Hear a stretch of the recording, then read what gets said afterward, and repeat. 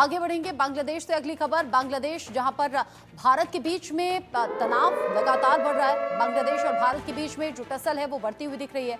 Border पर firing से एक बांग्लादेशी जख्मी भी हो गया है। जो जानकारी है, बांग्लादेशी तस्कर को गोली लग गई है। बीएसएफ पर गोलीबारी का आरोप लगा दिया गया है। बांग्लादेश ने बीएसएफ पर सीमा पर फायरिंग का आरोप लगाया है। बॉर्डर गार्ड बांग्लादेश यानी कि बीजीबी के कमांडर ने यह दावा किया है कि अजमतपुर सीमा के पास भारतीय सीमा सुरक्षा बल की गोली लगने से बांग्लादेशी युवक गंभीर रूप से जख्मी हो गया है। इससे पहले रिपोर्ट में हमने आपको दिखाई थी कैसे तस्कर यहां तस्करी करने की कोशिश में थे। 59 बीजीबी बटालियन के कमांडर लेफ्टिनेंट कर्नल गोलाम किबरिया का आरोप है कि अजमतपुर सीमा पर यहां पर फेंसिडिल की तस्करी करने की कोशिश करते हुए शाहिदुल बीएसएफ की गोली लगने से जख्मी हो गया। घटना के बाद शाहिदुल जख्मी होने के बावजूद बांग्लादेश में वापस भागने में कामयाब रहा। बीएसएफ ने घटनास्थल पर फेंसिडिल की 25 बोतलें, एक चाकू और एक टॉर्च से भरी हुई बोरी छोड़ी है। बीएसएफ और तस्करों के बीच में टकराव की तस्वीरें भी हमने आपको दिखाई थी, जहां पर जो तस्कर थे हाथों में भाले लेकर पहुंचे थे। बीएसएफ ने भी जवाबी कार्रवाई की, हवाई फायरिंग भी की, जिससे कि तस्कर भाग खड़े हुए बांग्लादेश की सीमा में भाग गए थे।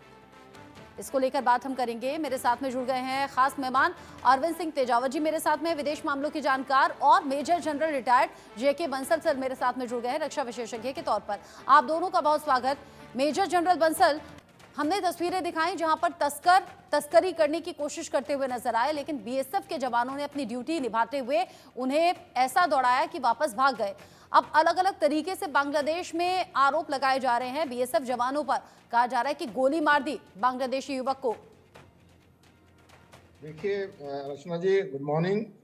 ये जो झूठे आरोप हैं, झूठे आरोप का मतलब ये है कि 10 लोग तस्करी के वजह से हमारे हिंदुस्तान में घुस रहे थे, उनको वापस भगाया, जिसमें दो हिंदुस्तानी ही थे और 8 जो है बांग्लादेशी। यहाँ से तस्करी करते हैं, जो हमारे जानवर हैं उनकी, खास करके बुल्स जो हरियाणा से या राजस्थान से जाके उनका तस्करी होता है, उसको रोकने के लिए जो है इस तरह की जो कार्रवाई की जाती है। तो ये एक तस्करी का मामला है, और तस्करी के मामले में तो बांग्लादेश को भी इसमें सहयोग देना चाहिए। तस्करी एक परमिटेड नहीं है, दोनों देशों के लिए ठीक नहीं है।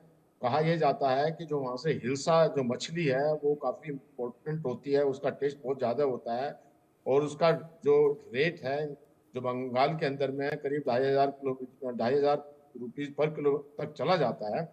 वो एक टेस्टी होती है, जो स्वीट वाटर में होती है, जो वहाँ की पद्मा रिवर है, और यहाँ से जानवरों की तस्करी होती है। तो इस तस्करी को रोकना बहुत जरूरी है। जो जैसा कि अभी आपने भी बताया था कि 2216 किलोमीटर लंबा बॉर्डर तो वेस्ट बंगाल के साथ में ही है, बाकी तो 4000 से भी ज्यादा है। तो वहाँ पर कुछ जगह पर फेंसिंग है, कुछ जगह पर नेचुरल जो है वो रिवर दोनों देशों को सेपरेट करती है। तो बांग्लादेश के अंदर में जो कट्टरवादी हैं वो आजकल अफवाह फैलाने में लगे हुए हैं, और पता लगा कि उन्होंने किसी इस्लामिस्ट कट्टरवादी को वहाँ पे, जो वहाँ की बांग्लादेश बॉर्डर गार्ड है, उसमें भेजा है, और उन्होंने ये कहा कि हमारे तरफ की जो 4.8 किलोमीटर रिवर है वो उन्होंने अपने मोटर बोट के थ्रू उस पर कब्जा करने की कोशिश की है, जबकि एक अफवाह थी वहाँ की जनता को खुश करने के लिए, क्योंकि बांग्लादेश की हालत बहुत खराब है। उनके पास में कोई ऐसे जो मोटर बोट वगैरह नहीं है कि वो जाके उसका जो वो कर सकें या किसी तरह की निगरानी कर सकें। हिंदुस्तान के जो हमारे भारत के साथ में हमारी जो बीएसएफ पूर्ण तरह से सक्षम है। बॉर्डर की फेंसिंग की जा रही है, फेंसिंग के साथ साथ जहाँ पर फेंसिंग नहीं की जा सकती, जैसे कि रिवर है, वहाँ पर कुछ पिलर गाड़ दिए जाते हैं, और वहाँ पर ड्रोन के द्वारा जो है निगरानी की जाएगी। तो हमारी जो बीएसएफ पूरी तरह से चाक चौबंद है, और किसी तरह की जो उनकी जो मिस एडवेंचरस जो उनके ख्यालात हैं उसको नहीं होने दिया जाएगा। जी रजनी। जिस तरीके से आपने बताया बीएसएफ के जवान 24 घंटे सातों दिन मुस्तैद भी, साथ ही साथ हम देखते हैं कि भारतीय जो सेना है वो हर तरीके से सक्षम भी है।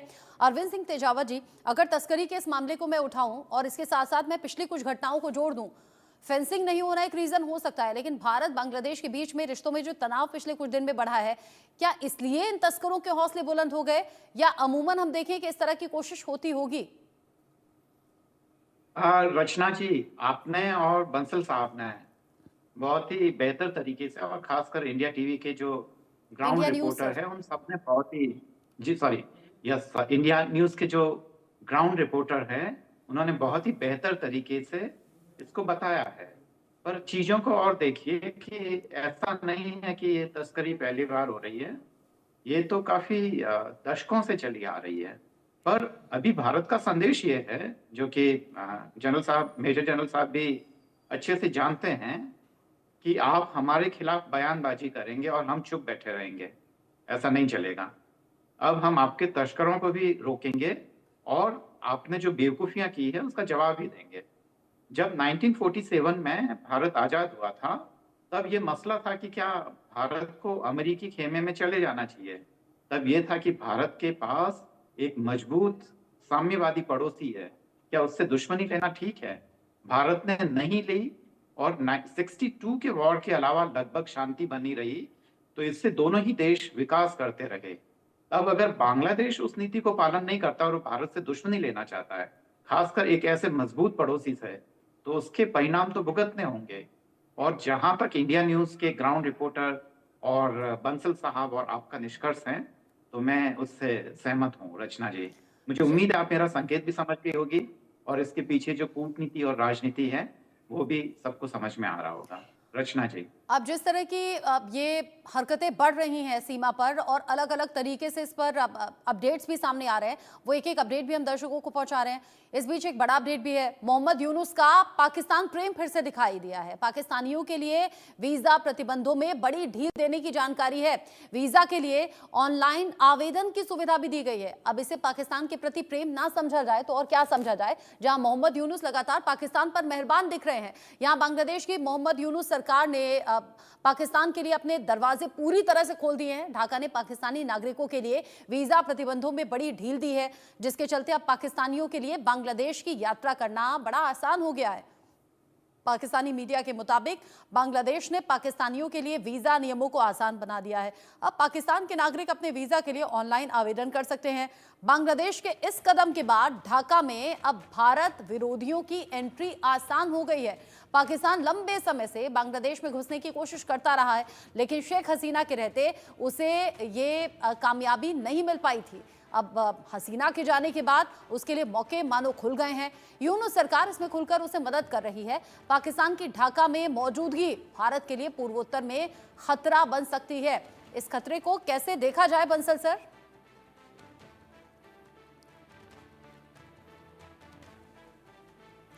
खैर आईएसआई यहाँ पर जो सब कुछ भड़काते रहते हैं, और जैसे आपने कहा नागरिकों को तो वीजा दे ही रहे हैं। सबसे बड़ी बात तो अचंभे की ये है, और जो बहुत खतरनाक है हिंदुस्तान के लिए भी और ये बांग्लादेश के लिए भी, बांग्लादेश को इस चीज़ का शर्म आनी चाहिए कि जिस फौज ने, पाकिस्तानी फौज ने इनके 30 लाख लोगों को मारा, 3 लाख औरतों का बलात्कार किया, उसी को इनवाइट करके उसको सम्मान देके उनसे ट्रेनिंग ले रहे हैं। जो वहाँ की सेना अभी इनको ट्रेनिंग देगी, और ट्रेनिंग देने का इनका मकसद ही सिर्फ ये है कि एक अफरा तफरी का माहौल पैदा करना। इनकी दोनों देशों की इकोनॉमी ध्वस्त हो रही है, और फिर भी जो अपनी सीमाओं को ये अपनी सिक्योर नहीं कर पा रहे हैं। उधर से अराकान आर्मी जो है इनके ऊपर हावी है, और जो सेंट मार्टिन द्वीप है उसके ऊपर भी आक्रमण कर दिया है। दूसरी तरफ जो पाकिस्तान है, वहाँ पर जो टीटीपी है और जो तालिबान उनके ऊपर जो कब्जा करते जा रहे हैं, उनके सैनिकों को मार रहे हैं और अंदर घुसे हुए, और इकोनॉमी ध्वस्त है। लेकिन उसके बावजूद भी जो पाकिस्तान है वो बांग्लादेश में आकर के अशांति फैला रहा है, और उसमें आईएसआई और जो जमाते इस्लाम है इनका ज़्यादा अहम रोल है, और इनका रोल होने की वजह से ये बिल्कुल बांग्लादेश को बर्बाद कर देंगे।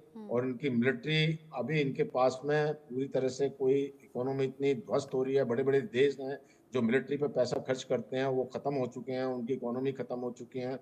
आप चाहे रशिया को ले लीजिए, ईरान को ले लीजिए, और बांग्लादेश की तो औकात क्या है कि ये अपना मिलिट्री का बजट बढ़ा करके, और जानता है कि जो भारत इतना सशक्त देश है कि उनके साथ कभी भी ये सदियों तक लड़ते रहे, कभी कोई कामयाबी नहीं होगी, और भारत को उकसाना इनके लिए महंगा पड़ेगा। तो इस बात को जानते हुए भी मुझे समझ में नहीं आता कि जो बांग्लादेश है वो इस तरह के कदम क्यों लेकिन उठा हैरानी रहा है इस और बात की कि पाकिस्तान बांग्लादेश लगातार इस तरह की हरकतें कर रहा है। कल ही हमने खबर बताई थी आईएमडी के 150 साल पूरा होने पर जो सेमिनार रखा गया, वहां बांग्लादेश ने निमंत्रण को ठुकरा दिया, जबकि पाकिस्तान ने हामी भर दी आने के लिए। तो ये अलग अलग सी घटनाएं हैं जो बता रही हैं कि बांग्लादेश को या तो भड़काया जा रहा है भारत के खिलाफ, या कुछ ऐसी चीजें भरी जा रही हैं कि बांग्लादेश अब अपनी सुध, अपनी विवेक को खो चुका है। इस बीच एक और बड़ा अपडेट, हिंदुओं पर अत्याचार पर यूनुस सरकार ने बेतुका बयान भी दिया है। हिंदुओं पर हमलों की घटनाएं राजनीति से प्रेरित हैं, सांप्रदायिक नहीं बल्कि राजनीतिक प्रकृति की थी ये सभी घटनाएं।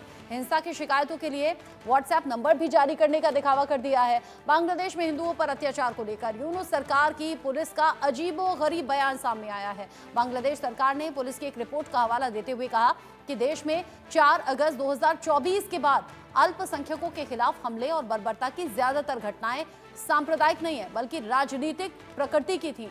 बांग्लादेश पुलिस ने अल्पसंख्यक समुदाय से संपर्क बनाए रखने और सांप्रदायिक हिंसा की शिकायत सीधे हासिल करने के लिए एक व्हाट्सएप नंबर भी जारी किया है। अंतरिम सरकार के मुख्य सलाहकार मोहम्मद यूनुस की प्रेस शाखा ने एक बयान में कहा है कि पुलिस ने यह जांच बांग्लादेश हिंदू बौद्ध ईसाई एकता परिषद के इस दावे के बाद की कि अपदस्थ प्रधानमंत्री शेख हसीना के आरक्षण विरोधी आंदोलन के बीच में पिछले साल 5 अगस्त को देश छोड़कर चले जाने से एक दिन पहले से लेकर इस साल 8 जनवरी तक सांप्रदायिक हिंसा की 2010 घटनाएं दर्ज की जा चुकी हैं। अब यहाँ जो घटनाएं दर्ज की गई हैं, इससे कहीं ज्यादा ये घटनाएं रियल में हो चुकी हैं। अरविंद सिंह तेजावत जी, व्हाट्सएप नंबर जारी करने का दिखावा तो हो गया है, लेकिन उससे भी बड़ी बात ये कह रहे हैं कि ये सांप्रदायिक हिंसा नहीं, ये तो राजनीतिक तरीके से घटी हुई घटनाएं हैं। रचना जी, मुझे तो नहीं लगता, क्योंकि जो सांप्रदायिकता है वो दरअसल एक दक्षिण एशिया की एक बड़ी समस्या है और बांग्लादेश भी उससे अछूता नहीं है।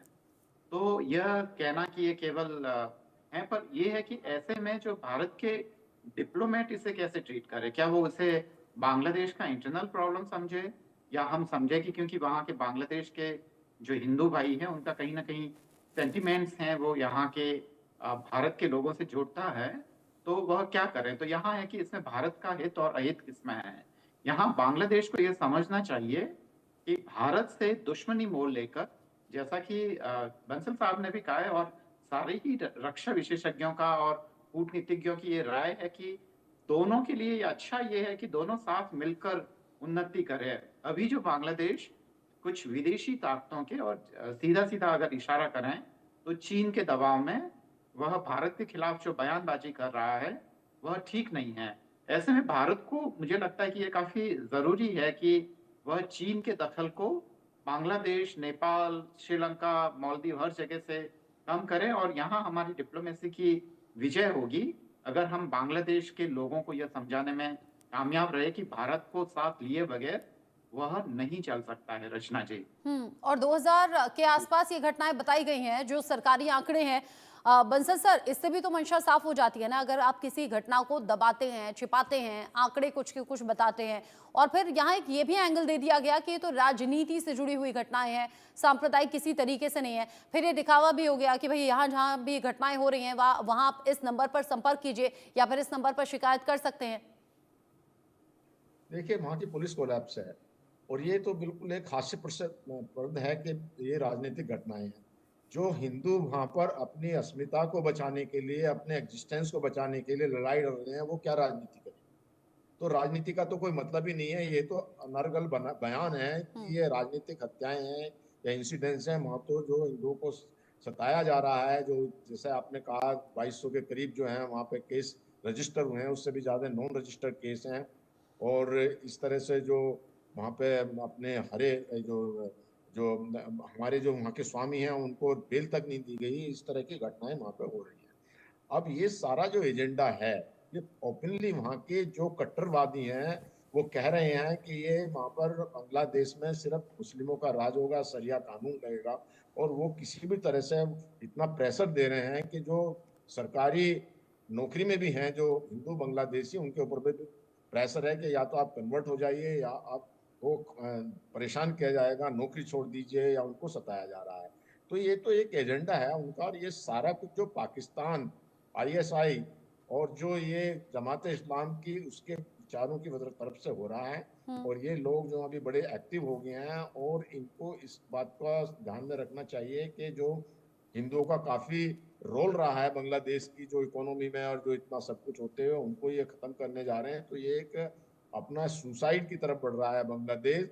और जैसे कटोरा लेके पाकिस्तान घूमता रहता है, अभी इनकी इकोनॉमी पहले अच्छी थी शेख हसीना के टाइम में, अभी इकोनॉमी खराब हो जाएगी। हाँ। इनका जो वहाँ कपड़ा उद्योग था, और सबसे बड़ी टेक्सटाइल, बात ये, अगर अंतरिम सरकार का गठन हुआ है और उसके प्रमुख अगर मोहम्मद यूनुस हैं, तो यहाँ उल जुलूल बहानों को बनाकर वो अपना पल्ला झाड़ नहीं सकते। जिम्मेदारी सीधे तौर पर उनकी बनती है और निभानी चाहिए।